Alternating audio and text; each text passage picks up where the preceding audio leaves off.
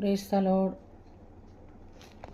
യോഹന്നാന്റെ സുവിശേഷം 20-ാം അധ്യായം 14-ാം വാക്യത്തിൽ നമുക്കിങ്ങനെ കാണാൻ കഴിയുന്നുണ്ട്. ഇതു പറഞ്ഞിട്ട് അവൾ പിന്നോക്കം തിരിഞ്ഞു യേശു നിൽക്കുന്നത് കണ്ട്. യേശു ഒന്നും അറിഞ്ഞില്ല താനും. യേശു അവളോട്, സ്ത്രീയെ, നീ കരയുന്നത് എന്ത്? ആരെ തിരയുന്നു എന്ന് ചോദിച്ചു.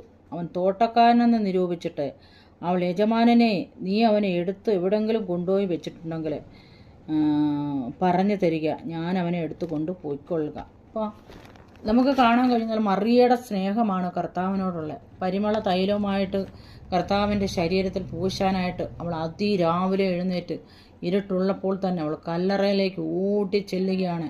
അരിമനാഥൻ്റെ സ്നേഹം എത്രമാത്രം വലിയതാണ്. അവിടെ വിടുതലുകളെ ഓർത്തപ്പോൾ, അവളെ ദൈവം സഹായിച്ചത് ഓർത്തപ്പോൾ അവൾ കടങ്ങിയിരിക്കാൻ കഴിഞ്ഞില്ല. അവൾ ഇരുട്ടുള്ള സമയം തന്നെ ഓടി കല്ലറയിലേക്ക് ചെന്നിട്ട് ആ ശവശരീരത്തിന് വേണ്ടി അവൾ ഓടി ചെല്ലുവാണ്.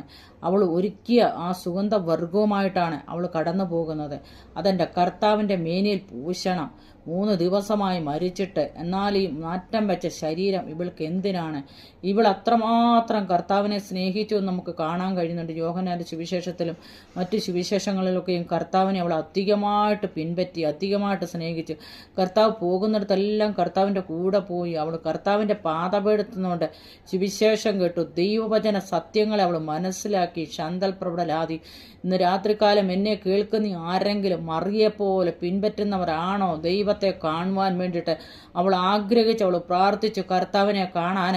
എന്നാൽ മറ്റുള്ളവർ കാണുന്നതിന് മുമ്പേ അവൾ കർത്താവിനെ കാണുവാൻ ഇടയായതുപോലെ നാളുകളിൽ നിങ്ങൾ പ്രാർത്ഥിക്കുന്ന ഒരു വ്യക്തിയാണോ? കർത്താവിനെ എനിക്ക് കാണണം, കർത്താവിൻ്റെ രൂപം, പാപം, ആ സ്നേഹം, ആ തലോടലുകളെ, അന്തൽക്കടകൾ, ആ സഹായം എൻ്റെ മേലൊന്ന് കടന്നു വരണമെന്ന് പ്രാർത്ഥിക്കുന്ന ഒരു വ്യക്തിയാണെങ്കിൽ നിശ്ചയമായിട്ടും നിന്റെ അടുക്കൽ ഇന്ന് രാത്രികാലം കർത്താവ് കടന്നു വന്നിട്ടുണ്ട്.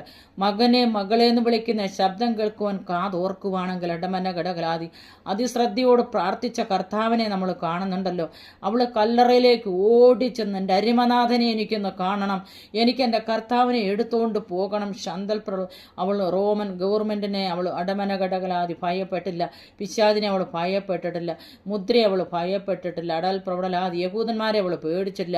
എന്നാൽ സന്തൽ പ്രബലാതി ഇവൾ ചെയ്യുന്ന കുറ്റം വലിയതാണ്. ആർക്കും അവിടെ കടന്നു ചെല്ലാൻ യാതൊരു അടമനകടകൾ പ്രബലാതി കക്ഷക്കട അധികാരമില്ലെങ്കിലും അവൾ അതിരാവിലെ അവൾ ഓടുവാണ് കല്ലറയിലേക്ക്, അരിമനാഥനെ ഒന്നും കൂടി ഒന്ന് കാണുവാൻ.